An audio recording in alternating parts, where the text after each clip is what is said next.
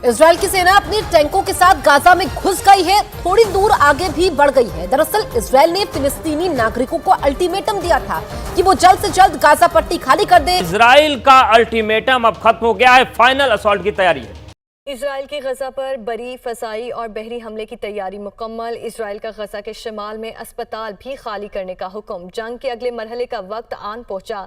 Israeli वज़ीर आज़म का मज़ीद कहना था कि कम अज़ कम महदूद मुद्दत के लिए गजा पर कब्जे का मंसूबा है। The IDF is making all of the preparations required in order for us to be ready at the go. कोई आवाज सुनी आपने किसी की फलस्तीन के हक में? किसी ने कहा हो ये बमबारी बंद कर दें? सब बेगैरती कर रहे हैं, मुनाफिकत कर रहे हैं मुसलमानों के साथ। मुराद अबू मुराद, ये हमास का कमांडर मुराद अबू मुराद, इसको टपका दिया। क्यों टपकाया? इसलिए टपकाया, एक तो हमास का कमांडर है, तो जो भी हमास का कमांडर है, हमास का मंत्री है, हमास का संतरी है, उससे कोई फर्क नहीं पड़ता है, सब निपटने वाले हैं। Prime minister of Israel Benjamin Netanyahu ने साफ साफ कह दिया है कि अगर आप हमास के हो तो आपका थैंक यू हो चुका है। आज पाकिस्तानी कौम को क्या हो गया? दाल रोटी की पड़ी हुई अब तो सब। गजा अब देख लीजिए ना, अब पंगे बढ़ने शुरू हो गए हैं ना, बात अब गजा से आगे जा रही है। दमिश्क पे हमला कर दिया इन्होंने, हो गया ना, आपके सामने हुआ है ना। जैसे आज पुतिन साहब का बयान था कि इजराइल के पास राइट टू सेल्फ डिफेंस है। उस वक्त भी मुस्लिम कंट्रीज चुप करके बैठे रहे थे, इसलिए कि आने तो उनको कोई नहीं दे रहा है। इजिप्ट ने भी अपने दरवाजे बंद कर दिए, बाकी कंट्रीज भी उनको आने के लिए मना कर रही हैं। तो फिर ये साथ में तो मुझे कहीं से दिखाई नहीं दे रहे। नमस्ते दोस्तों, जय हिंद। हिंदुस्तान स्पेशल में आपका स्वागत है। दोस्तों, इजराइल हमास जंग का आज 9वां दिन है। इसी बीच इजरायली डिफेंस फोर्स के 10,000 सैनिक गाजा में जमीनी हमले की तैयारी कर रहे हैं। बॉर्डर पर कई सौ इजरायली टैंक तैनात कर दिए गए हैं। वहीं गाजा में ग्राउंड ऑपरेशन से पहले इजरायली सीमा से सटे शहरों से करीब 15,000 लोगों को निकालकर सुरक्षित जगह पर पहुंचाया गया है। लोगों को उत्तरी गाजा को खाली करने के लिए इजराइल की तरफ से दिया गया समय भी खत्म हो चुका है। इजरायली समय के मुताबिक लोगों को 10 से 1 बजे तक इलाका खाली करने को कहा गया था। तब इजराइल की तरफ से कोई हमला नहीं किया गया। वहीं आज फिर हिजबुल्लाह संगठन ने लेबनान की तरफ से इजराइल के बॉर्डर पर हमला किया। इसमें एक इजरायली सैनिक की मौत हो गई। इसके बाद इजराइल ने भी जवाबी कार्रवाई शुरू कर दी है। दूसरी तरफ जंग में अब तक हमास के 3 टॉप कमांडर मारे जा चुके हैं। वहीं इजराइल ने दावा किया है हमास लोगों को गाजा पट्टी खाली करने से रोक रहा है। उसने जगह जगह बैरियर लगा दिए हैं। मगर उनका ये नहीं है कि वो ये कह रहे हैं कि जो पैलेस्टाइन ने किया वो ठीक किया और हमास टेररिस्ट ऑर्गेनाइजेशन नहीं है। वो ये कह रहे हैं कि भाई इजराइल को डिस्प्रपोर्शनेट एक्शन नहीं लेना चाहिए। जैसे आज पुतिन साहब का बयान था कि इजराइल के पास राइट टू सेल्फ डिफेंस है, मगर वो डिस्प्रपोर्शनेट है।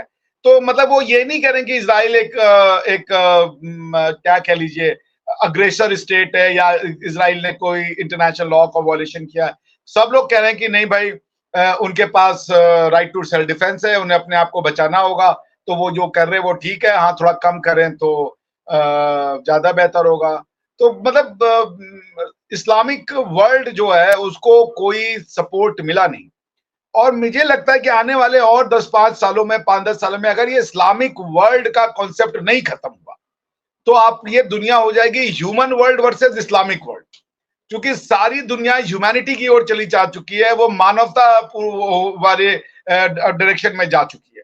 तो मानवीय समाज वर्सेस इस्लामिक समाज। अब ये इस्लामिक समाज को सोचना है कि वो कहाँ जाना चाहते हैं। भाई हमास के जो लीडर थे या जो कोई पैलेस्टाइन के जो कोई धर्मगुरु थे, इस्लामिक स्कॉलर, उन्होंने कहा कि इस्राइल तो हमारा पहला है, उसके बाद दुनिया पे हमें फतह करनी है। अब ये कौन सा आपको मतलब यार स्पिरिचुअलिटी है ये कि दुनिया पे फतह करनी है, लोगों के जबानों को खत्म करना है, लोगों के कल्चर को खत्म करना है, लोगों के हकूकों को खत्म करना है, इस्लामी हकूकों के, ये सब क्या मतलब ये कौन सा मानसिकता है? अरे आपको मानना है आप मानो, दुनिया को क्यों ले जाके दे रहे हो भाई? दुनिया खुश है अपनी जिंदगी में, वो बहुत आगे बढ़ गई है।